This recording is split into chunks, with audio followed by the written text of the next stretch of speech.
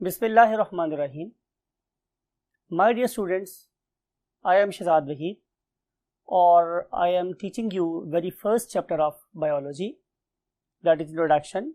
और आज हम एक बहुत वाइटल टॉपिक पढ़ रहे हैं जिसमें हम डेफिनेटली अपने सब्जेक्ट की कॉन्ट्रीब्यूशंस को सल्यूट करेंगे, उसे ऑनर देंगे, उन तमाम खिदमात को जो बायोलॉजी इस भूखी नंगी आवाम के लिए दे रही। ये वर्ड मैंने डेलिबरेटली जान के यूज़ किया है क्योंकि हमारे एक बहुत कदावर पॉलिटिशियन है, उनका एक बड़ा मशहूर नारा था, रोटी कपड़ा और मकान। ये रोटी कपड़ा और मकान वो तो शायद हमें नहीं दे सके, लेकिन अगर हम बायोलॉजी के साथ सिंसियर होकर काम करें तो ये सब्जेक्ट ज़रूर हमें रोटी भी, कपड़ा भी, मकान भी और यहाँ तक कि सेहत भी दे सकता है। तो आए हम इसी सब्जेक्ट की कॉन्ट्रीब्यूशंस को स्टडी करने के लिए वाइट बोर्ड पे मूव करते हैं। Yes my dear students, as I have introduced कि आज हमारा टॉपिक है services of biology to the mankind. अब इसमें हम अपनी इन सर्विसेज को 3 या 4 मेन कैटेगरीज में डिवाइड कर लेते हैं और उसके लिए मैंने एक छोटी सी एक फिगर सी बनाई है just to improve your perception. वो क्या है स्टूडेंट्स? नंबर 1 कि बायोलॉजी आपको प्रोवाइड करेगी फूड। नंबर 2 आपको प्रोवाइड करेगी क्लोथिंग, आपको प्रोवाइड करेगी हेल्थ और फाइन पे आपको प्रोवाइड करेगी शेल्टर। हमें जिंदगी गुजारने के लिए इन सब चीजों की जरूरत है। मिसाल के तौर पे पेट भरने के लिए हमें फूड चाहिए और अपने इस जिस्म को, तन को ढांपने के लिए we have to have the clothes. And अगर ये दोनों चीजें मेरे पास हैं लेकिन मैं हेल्दी नहीं हूं तो डेफिनेटली सब चीजें यूजलेस है। तो मुझे हेल्दी बनाने में या मुझे हेल्दी रखने में या जब मैं बीमार हो जाऊं तो मुझे हेल्थ को रिटेन करवाने में, रीगेन करवाने में जो चीज़ कंट्रीब्यूट कर रही है डेफिनेटली वो हमारी बायोलॉजी। और एंड पे मुझे शेल्टर चाहिए, मुझे रहने के लिए जगह चाहिए, राइट? तो ये सारी की सारी चीज़ें मुझे कौन ऑफर कर रही है अपनी बेस्ट फॉर्म में? Definitely biology, right? So biology is basically serving us to provide food, in providing what? Clothes, in providing the best of our health and then the best of the shelter, right? अगर आप simple अपने आप की बात ना भी करें, बायोनिज्म की बात भी करें तो बेसिकली एप्लीकेशन में नजर आएगी किसी चीज की, बायोलॉजिकल प्रोसेसेस की, जो उन्हें क्या प्रोवाइड कर रहे हैं? Shelter. So let's move to the very first topic. हम सिर्फ इनमें से एक टॉपिक डिस्कस करेंगे आज और वो टॉपिक क्या है students? Food, right? So let's move to the next part of the board. इसके लिए भी मैंने एक टेबल ऑलरेडी बना के रखा हुआ है। You can see over here कि ये मेरे पास फूड है और ये फूड हम 4 तरीके से एनहांस कर सकते हैं या 4 डिफरेंट लेवल पे हम इसी प्रोडक्शन को एनहांस कर सकते हैं। जब मैं बात करता हूँ प्रोडक्शन की, इसका मतलब ये है कि फूड मेरे मुंह तक मीन्स एंड कंज्यूमर तक कितनी पहुंच रही है। तो इसलिए मैंने बिल्कुल स्टार्ट से इस बात को शुरू किया। वो क्या थी स्टूडेंट्स? सॉइल।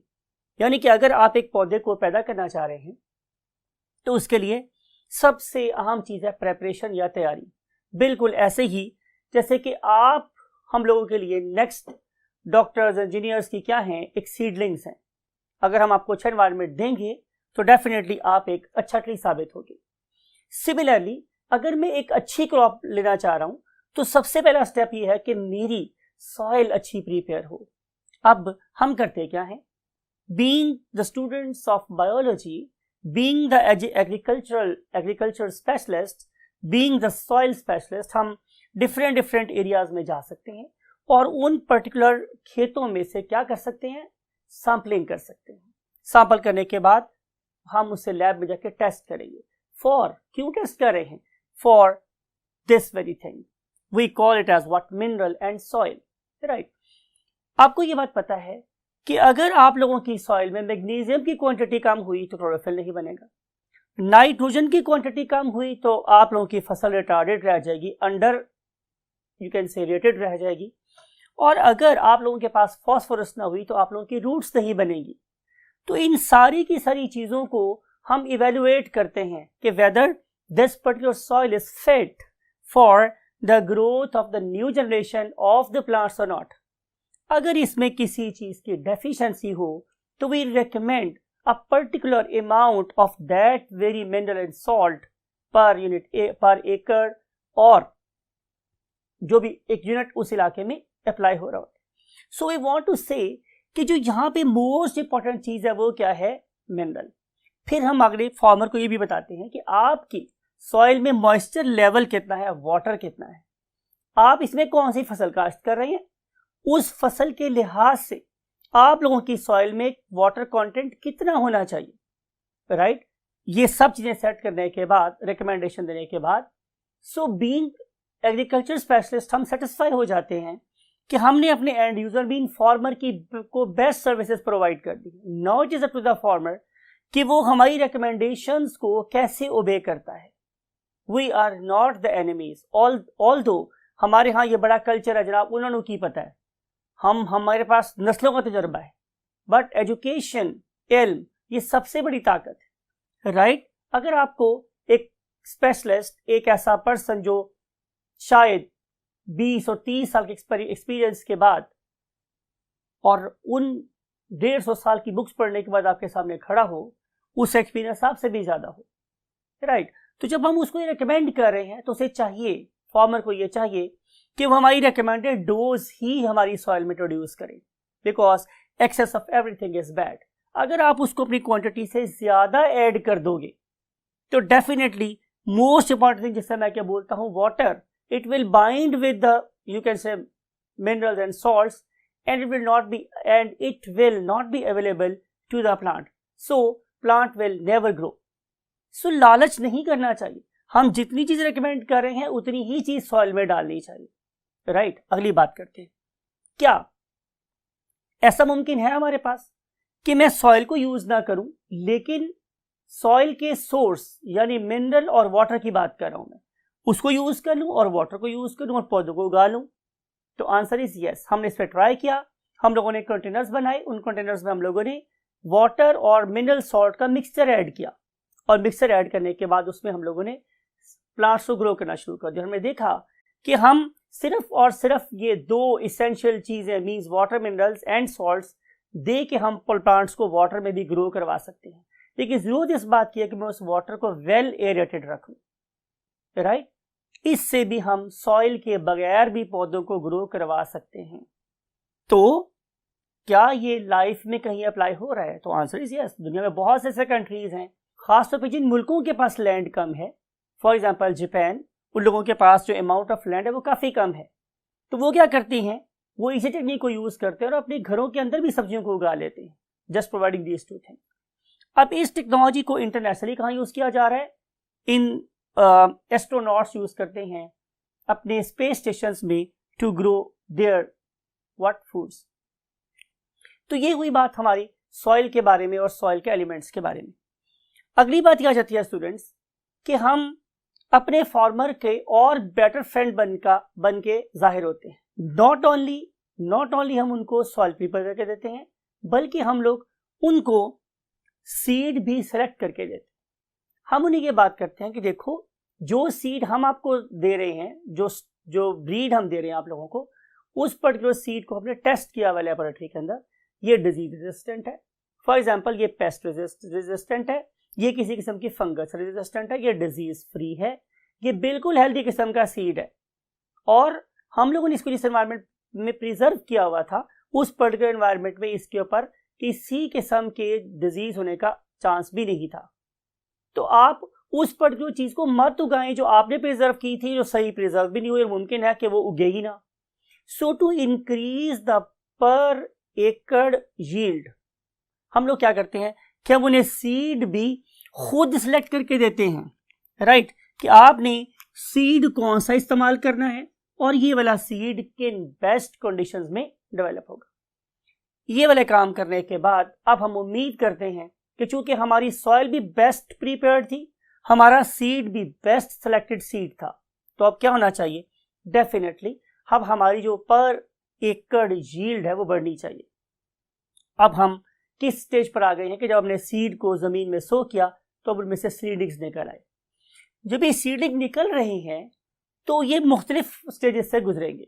मिसाल के तौर पे ये पहले छोटा सा पौधा होगा, फिर ये बड़ा पौधा आएगा, बन जाएगा, फिर इसके ऊपर फूल लगेंगे और फिर फूल से आगे हमारी प्रोडक्ट ऑब्टेन होगी, जो कपड़ा भी हो सकता, कपड़े के लिए कॉटन भी हो सकती है, वो मेरी डायरेक्ट फूड भी हो सकती है। तो मैंने क्या करना था कि मैंने पर एकड़ यील्ड को इंक्रीज करना था। तो मैंने क्या किया, I was a crude farmer. मैंने पहले ओल्ड मेथड यूज किए to make what, new plants, new varieties of the plants in the terms of what, better yield. यानी कि मिसाल के तौर पे कि अगर आप लोगों के फोर फादर्स किसी एक एकड़ में से 10 टन कोई चीज प्रोड्यूस कर रहे थे, तो मुमकिन है अब मैं 40 टन या 50 टन ऑब्टेन करने के काबिल हो गया हूं। इस प्रोसेस में मेरी दो चीजों ने बहुत हेल्प की है। एक, मेरे प्रीवियस एक्सपीरियंस ने, मेरे फोर फादर्स क्या करते थे कि वो हमेशा दो ऐसे प्लांट्स को आपस में क्रॉस करवाते थे कि जो ज्यादा हेल्दी होते थे, और हर नस्ल में से हमेशा हेल्दी होगी को क्रॉस कराने से अगली नस्ल पिछली नस्ल से क्या होती चली गई, हेल्दी होती चली गई। इसे हम नाम देते हैं व्हाट, सिलेक्टिव ब्रीडिंग। तो हर नस्ल पिछली नस्ल से मुझे ज्यादा पैदावार दे रही थी ड्यू टू सिलेक्टिव ब्रीडिंग। मैं हमेशा उस प्लांट से क्या लेता था, पोलन ग्रेन्स, जो हेल्दी होता था, जिसके दाने ज्यादा होते थे, जिसका सिट्टा बड़ा होता था, और फिर मैं उसको डस्ट कर देता था on the stigma of the other plant, right. वो भी क्या होता था, हेल्दी। तो जब एक हेल्दी मेल गैमेट किसी हेल्दी फीमेल गैमेट से मिलेगा तो जाहिर है उसे प्रोड्यूस होने वाला जाइगोट और ज्यादा हेल्दी होगा। तो इस तरीके से सिलेक्टिव ब्रीडिंग करके हम लोगों ने नई वैरायटी प्रोड्यूस कर ली। लेकिन माय डियर स्टूडेंट्स, ये एक बहुत स्लो प्रोसेस था। अल्लाह ताला ने हमें एक टूल दिया जिसे मैंने यहाँ पे लिखा हुआ है GE के नाम से, and we call it as genetic engineering. हमने उस पर्टिकुलर टूल को यूज करते हुए वो वाले काम जो हमारे फोर फादर सदियों में किया करते थे, हम लोगों ने एक जनरेशन 2 जनरेशन में कर लिए। अब हम लोग करते क्या है कि हम वो वाला जीन जो ज्यादा फूड प्रोड्यूस कर रहा है, हम उसे जेनेटिक इंजीनियरिंग के थ्रू मैनिपुलेट करके उसको हम उसकी मल्टीपल कॉपीज ऑर्गेनिज्म में इंसर्ट कर देते हैं। अब ये समझ लें कि पहले एक इलाके में एक फैक्ट्री लगी हुई थी, जब मैं उसकी 3-4 फैक्ट्रीज लगा दूंगा उसी प्रोडक्ट की, तो जाहिर है उस प्रोडक्ट की जो अमाउंट है वो एरिया में बढ़ जाएगी। मिसाल के तौर पे हम मिसाल लेते हैं, आप लोगों के इलाके में एक से सिरिंज बनाने वाली फैक्ट्री लगी हुई है। अब जो सिरिंज बनाने वाली फैक्ट्री है वो क्या करेगी, वो किसी खास अमाउंट तक ही प्रोड्यूस कर सकेगी। अगर मैं ये चाहता हूं कि मेरे इलाके में सिरिंज की प्रोडक्शन बढ़ जाए तो मैं क्या करूंगा, मैं उस जैसी 2 फैक्ट्रीज और लगा दूंगा, तो जाहिर है अमाउंट ऑफ सिरिंज जो प्रोडक्शन है वो बढ़ जाएगी। तो same is the case here. इस वाले केस में भी मैंने एक प्लांट में स्टार्च मैन्युफैक्चरिंग जीन्स की कॉपीज बढ़ा दी, तो जितनी मैं कॉपीज बढ़ा दूंगा उतनी ही समझ लें फैक्ट्री ज्यादा लग जाएंगी और पर एकड़ यील्ड भी उतनी ज्यादा हो जाएगी। So, using these two techniques means selective breeding and genetic engineering, we have made new varieties of the plants. हमने राइस की नई वैरायटीज बना ली। हम लोगों ने वीट की, कॉटन की, कॉर्न की और सनफ्लावर की, इनकी नई वैरायटीज बना ली। हमने ये वाला काम सिर्फ प्लांट से नहीं किया, बल्कि ये वाला काम हमने एनिमल से भी किया, और उसके रिजल्ट में हम लोगों ने ब्रॉयलर, आपको पता है कि ऐसी ब्रीड है हमारी मुर्गियों की कि जो बहुत जल्दी से क्या करती है, वेट गेन कर लेती है। तो और इंपॉर्टेंट बात यह है कि इसका जो मीट है वो वाइट है। जब मैं इसके वाइट मीट की बात करता हूं, उसका मतलब ये हुआ कि इसके पास कोलेस्ट्रॉल की अमाउंट कम है, राइट। अगर आप 1 किलो मटन खा लें और आप 20 किलो मिसाल के तौर पे ब्रॉयलर खा लें, तो आपकी बॉडी में कोलेस्ट्रॉल का लेवल इंक्रीज नहीं होगा। It means it was quick, it was safe, right.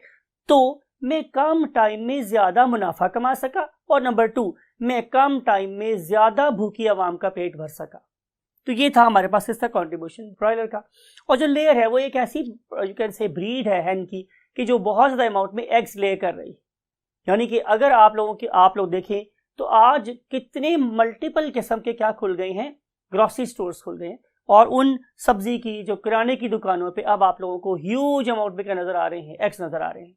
It is not the product of देसी मुर्गी। देसी मुर्गी तो अंडे पैदा कर ही नहीं सकती, लेकिन ये जो हमने लेयर एक ब्रीड बनाई है हैन की, वो बहुत कम टाइम में ज्यादा अंडे ले कर सकती है। सो अगेन ये हमने क्यों करवाया है, बिकॉज कि हम ज्यादा से ज्यादा लोगों को फूड देना चाहते हैं, और वो भी कौन सी वाली, क्वालिटी फूड। हाँ, ये ज्यादा बात है कि क्या हम लोग इन पर्टिकुलर अंडों को सही टाइम पे इस्तेमाल करते हैं, सही तरीके से इस्तेमाल कर रहे हैं। लेकिन जो हमारे एंड पे काम था वो हम लोग कर चुके। शिकवाए जुल्मत शब से तो कहीं बेहतर था, अपने हिस्से की शम्मा तो जलाते जाते। तो जो हम कर सकते थे हमने कर दिया।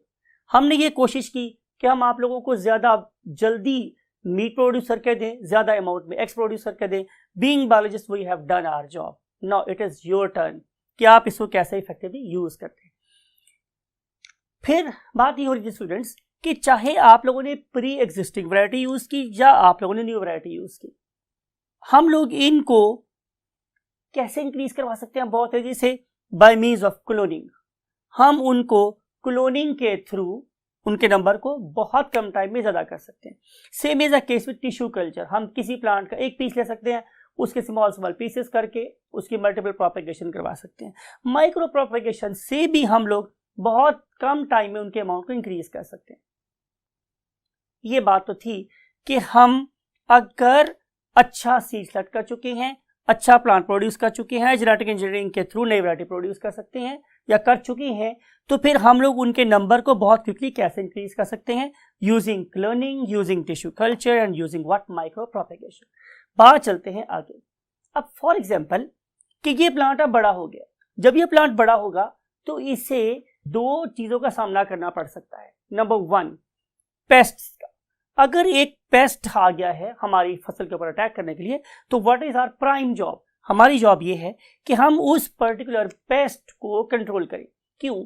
कि अगर मैं पेस्ट को कंट्रोल नहीं करूंगा तो ये पेस्ट तो मेरी फसल को नुकसान पहुंचा देगा। पेस्ट होता क्या है? कोई भी ऐसा जानदार जो मेरी पैदावार को कम कर दे। ये एक मिसाल के तौर पे आपने उगाई है पतले पत्तों वाली फसल, मिसाल के तौर पे चावल है, गन्नम है, मकई है। आपको पता है इनके पत्ते जो होते हैं वो पतले और लंबे होते हैं। अगर इस फसल में ग्रो कर रहे हैं चौड़े पत्तों वाले पौधे, तो ये चौड़े पत्तों वाले पौधे ज्यादा तेजी से रिसोर्सेज को यूज करते हैं और ये कंपटीशन में हमारी उन फसलों का नुकसान कर देते हैं। तो अगर मेरे पास फसल है पतले पत्तों वाली, तो मुझे क्या करना चाहिए कि चौड़े पत्तों वाले सारे पौधे वहां से निकाल दूं या उन्हें मार भगाऊं। सो आई एम कंसिडरिंग चौड़े पत्तों वाली सब्जियां और जैसे जड़ी बूटियां एज अ पेस्ट। फिर ऐसा भी हो सकता है कोई जानवर आ जाए यहाँ पे जो मेरी फसल को तबाह कर दे। तो मैं बात कर रहा हूं कि पेस्ट हर वो चीज है जो मेरी फसल को नुकसान पहुंचा सकती है। बेस्ट एग्जांपल क्या हो सकती है? ये आपने सुना होगा चितकबरी सुंडी, अमेरिकन सुंडी ना, गुलाबी सुंडी, ये सारे के सारे पेस्ट है because they are eating my resources, they are damaging my crop, so we consider them as what? The pest. So what is the first job of mine? First job है कि अगर कोई फार्मर मेरे पास आ रहा है और बताता है कि जनाब मेरी फसल के ऊपर इन चीजों ने हमला कर दिया है, तो being the helper of the farmer I must offer my hand, I must offer my services. तो जब मैं सर्विसेज दूंगा तो मैं क्या दो तरीके से काम कर सकता हूँ। नंबर वन कि मैं उसे केमिकल दूं कि जाओ भाई, बल्कि मुझे चाहिए कि मैं पहले उसके पास जाऊं, उसके साथ जाऊं, उसकी फसल का जाकर सर्वे करके देखूं कि उस पर किस चीज का अटैक है। मिसाल के तौर पे कि अगर इसके ऊपर किसी फंगस ने अटैक कर दिया है, राइट, अगर इसके ऊपर किसी फंगस ने अटैक कर दिया है तो मैं उसे डेफिनेटली कोई ना कोई फंगीसिडल मेडिसिन दूंगा, राइट। और अगर उसके ऊपर किसी सुंडी ने अटैक कर दिया तो यू नो जितने भी लार्वी हैं they basically belongs to some insect. तो अगर उसके ऊपर किसी इंसेक्ट का अटैक हो गया है तो मैं उसे कोई इंसेक्टिसाइड दूंगा, ठीक है। फंगस का अटैक हो गया तो फंगिसिडल दूंगा, इंसेक्ट का अटैक हो गया तो इंसेक्टिसाइड दूंगा।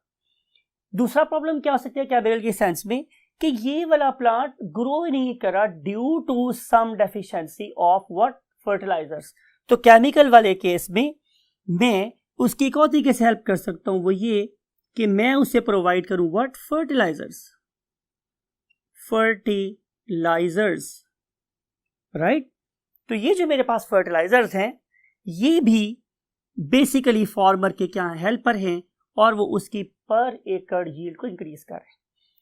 पेस्ट कंट्रोल का मेरे पास दूसरा मेथड क्या हो सकता है? दूसरा मेथड ये है कि मैं किसी बायोलॉजिकल ऑर्गेनिज्म की हेल्प लूं। किस चीज के लिए? To control the other form of life. अगर मैं एक स्पीशीज को यूज करके दूसरी स्पीशीज की क्वांटिटी को या नंबर को कंट्रोल कर रहा हूं तो ये कहलाएगा biological method of controlling the paste, right. अब जरा बात को आपने गौर से सुनना है। अगर कोई मेरा दुश्मन है और उसका एक और दुश्मन है तो मेरे दुश्मन का दुश्मन मेरा क्या हुआ? दोस्त। मेरे दुश्मन का दुश्मन मेरा क्या स्टूडेंट्स? दोस्त है, राइट। हम यही वाला प्रिंसिपल यहां पे अप्लाई कर रहे हैं। बायोलॉजिकल कंट्रोल में मैं अपनी फसल को बचा रहा हूं अपने दुश्मन से by making another enemy of it. आइए इसको नेक्स्ट पार्ट में जाकर अंडरस्टैंड करते हैं। फॉर एग्जाम्पल कि मेरे पास वॉलनट की क्रॉप है स्टूडेंट, राइट।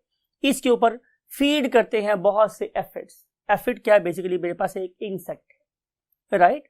अब अगर मैं इन पर्टिकुलर एफिड्स के अमाउंट को या नंबर को कंट्रोल नहीं करूंगा तो रिजल्ट क्या होगा कि ये जितने भी मेरे फूड रिसोर्सेज हैं जो बेसिकली वॉलनट को मिलने चाहिए थे वो किसके पास जाना शुरू हो जाएंगे? एफिड के पास। It means aphid is basically a what? Pest. It is basically a pest for the walnut. Now if I want to help the walnut and if I want to increase the production of walnut from my crop, so I must control the number of the pest. तो मैंने क्या किया? मैंने help ली एक और living organism की जिसे हम बोलते हैं वेस्प। और ये जो वेस्प है ये बेसिकली इस एफिड के ऊपर क्या है? Parasite, right. और आपको पता है पैरासाइट क्या होता है? कि जो डिजीज कॉज करता है। तो फिर क्या होगा स्टूडेंट्स?